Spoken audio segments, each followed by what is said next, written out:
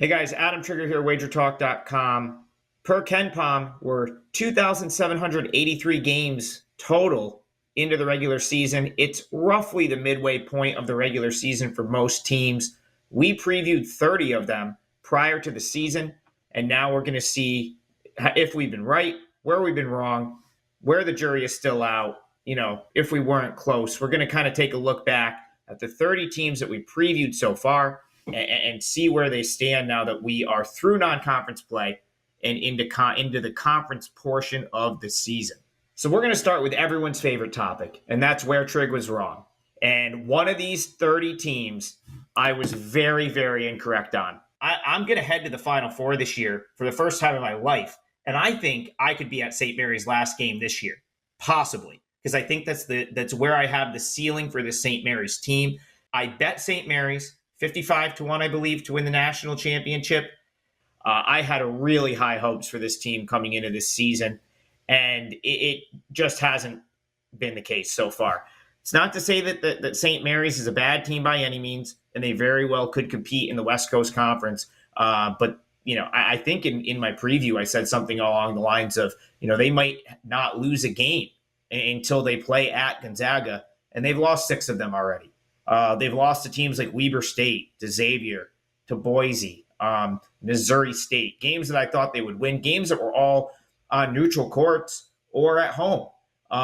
So shockingly, the one game I thought they really probably would lose in the non-conference portion of their schedule was at Colorado State, and it's the game that they won. But overall, St. Mary's has just really not looked like the team I expected them to be. They've struggled offensively outside the top 200 in field goal percentage. They've been horrific shooting the three, all areas I thought that they would, be better in. So I have very much been wrong on St. Mary's, and it's to the point where I don't think this is one of the ones I want to kind of double down mid-season and say that they're going to just get it together. Again, the West Coast Conference is down a little bit this year.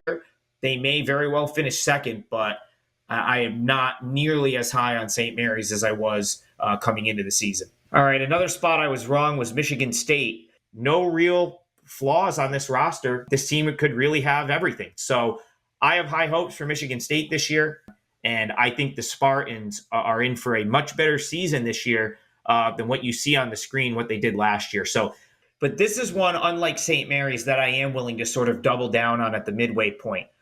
Because I think Michigan State got off to their sort of patented lackluster start, November, December. It seems like we've seen this before under Tom Izzo. They're 9-5, kind of set the tone for it right off the bat with a loss to James Madison, which doesn't look nearly as bad anymore, as James Madison has not lost a game as we are recording this video in the first week of January. But Michigan State, they went on to some other losses, Wisconsin, Nebraska. Not going to dock them too much for losing games to Duke and Arizona. But the point is, I said Michigan State was probably a top 10 team. Thought they had a great chance to win the Big Ten. And considering that they are now, at the time of recording 1-2 in the Big Ten, didn't, outside of the Baylor game, didn't really have another big win. And then lost to, a Sun Belt team, regardless of how good that Sun Belt team and James Madison is. I think it's safe to say that Michigan State has underachieved so far through 2 months of the season. Now, Michigan State is still a really good team. They're still 17th in KenPom, and I think this is one where I'd be willing to kind of double down on my opinion and say, you know what, like this is just as good of a time to jump in with them. I like Michigan State in the futures markets now. Maybe not the Big Ten one as much because they put themselves a little behind the 8 ball with a couple of early Big Ten losses. But I really do like Michigan State, to win the national title at the odds they're now at, because you're getting a much better price than you were prior to the season. So have been wrong on Michigan State so far, but this is one where I would say don't give up hope on Sparty. They're starting to play well. They've won 5 straight games, and I think they're still going to be a force in the Big Ten and in the NCAA tournament this year. All right, now time for my favorite one, which is where Trig was right. And believe it or not, out of the 30 previews, we'll highlight the spots I was wrong, but I think I got most of these, at least the majority of them, pretty accurate, if not, at least on the right track. But one I think I nailed was BYU. Kind of cautiously optimistic about BYU. I don't think they finish in the very basement of the Big 12. I think they might be able to sort of play their way into the middle of the conference. This is a team that was widely picked in the bottom four of the Big 12.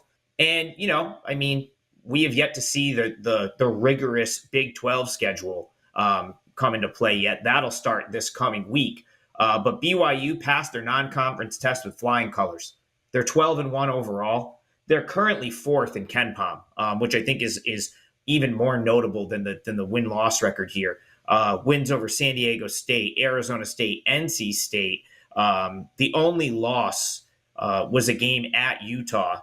I believe, could have been a neutral site. I'm going offhand there, but still a very good Utah team that they lost to in that game.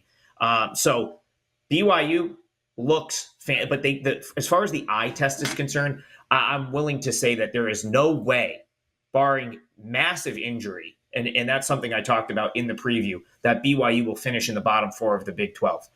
They look like a team that's going to be in the mix comparative to some of the other Big 12 teams. So I think I got BYU right. We'll see if that's the case in conference play, but I'm still high on the Cougars. If they stay healthy, they'll be in the mix in the Big 12. And this might have been my crowning achievement of the 30 previews because I absolutely nailed Colgate. He's going to lose Tucker Richardson, who is the defensive player of the year, arguably the best player on last year's Colgate team. Oliver Lynch-Daniels, a fantastic guard, great shooter. Most teams wouldn't be able to lose two guys like that and get right back to the level that they were at. If you can get them in a flat atmosphere at home where they're laying a ton of points against a team that can score, you may be able to go against them.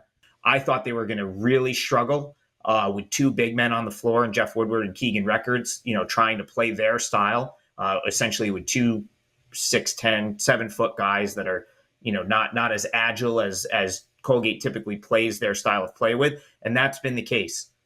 Colgate is 7-7 with a number of blowout losses, have really not been competitive with any of the really good teams on their schedule. And even against some of the teams that are like mid-majors that they should hang around with, just blasted by Cornell, blasted by Iona, lost to Harvard on their home floor.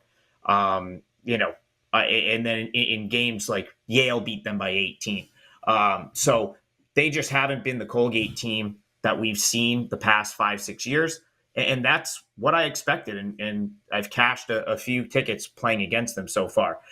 So the second part of the preview was that they'll probably come out and win the Patriot League because of the status of the Patriot League. So we'll see if that's going to be the case. They opened Patriot League play up earlier this week with a 78-55 win over Loyola Maryland. So Colgate really struggled in a non-conference.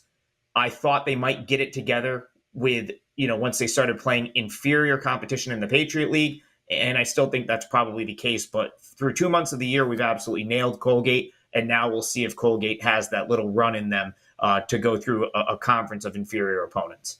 All right, next category is going to be jury is still out. A couple of teams we previewed, I think, still could go either way. And one of those teams is the Sienna Saints. Now, you might say, Trig, how's the jury still out on this team? They're 2-11, and they rate near the bottom in a lot of the, pretty much metrics that measure success in college basketball. And my response to you is this. One, they play in a conference that's much weaker than the opponents that they played in non-conference play. And two, they played the majority of non-conference play without Sean Dura-Gordon, who in 3 games looks like he's Sienna's best player, as many expected he might be.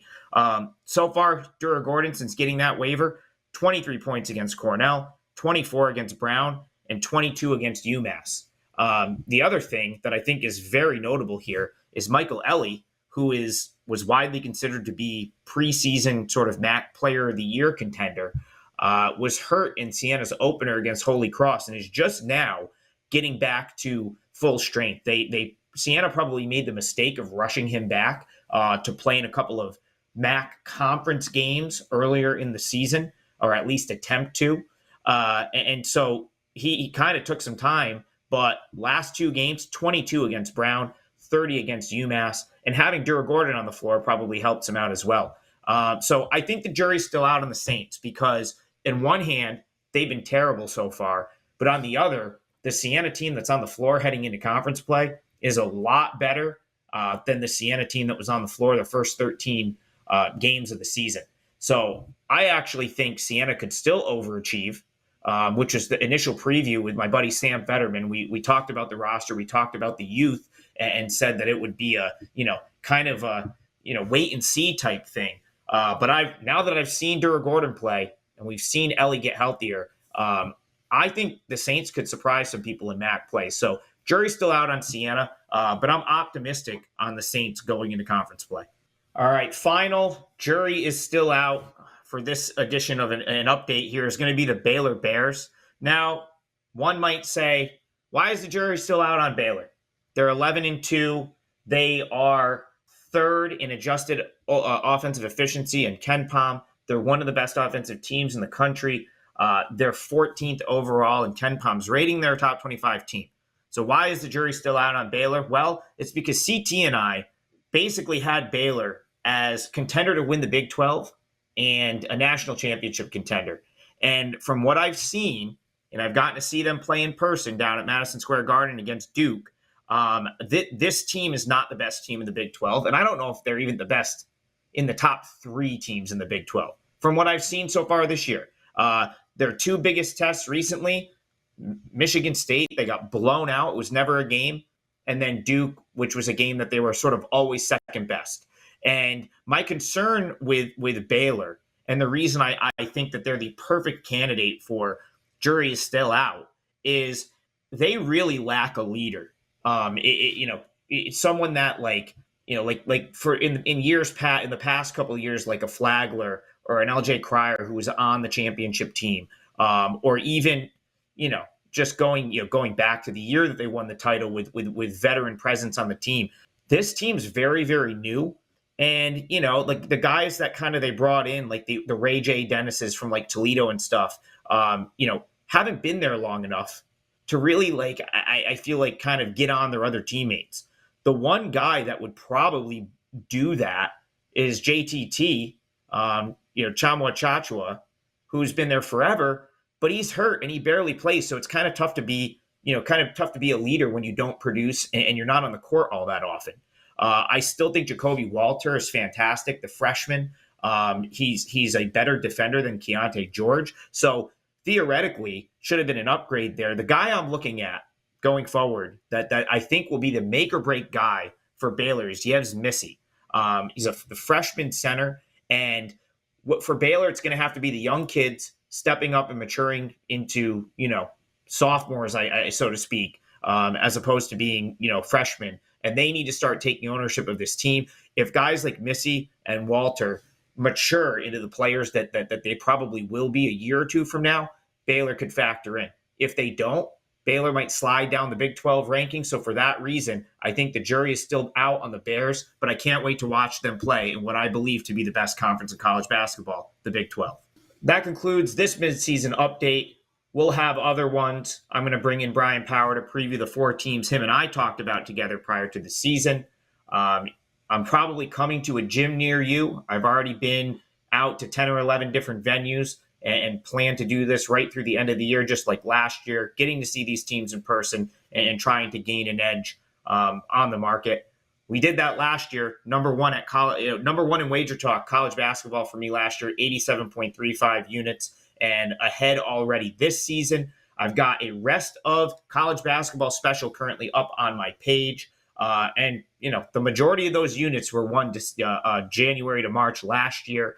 Again, I fully expect that to be the case this year as we get into conference play and see more of these teams play. So head on over to WagerTalk.com, WT.buzz/AT. Grab my rest of season package and follow me on Twitter @TopFlightSI, where I'm giving out free college basketball information all season long.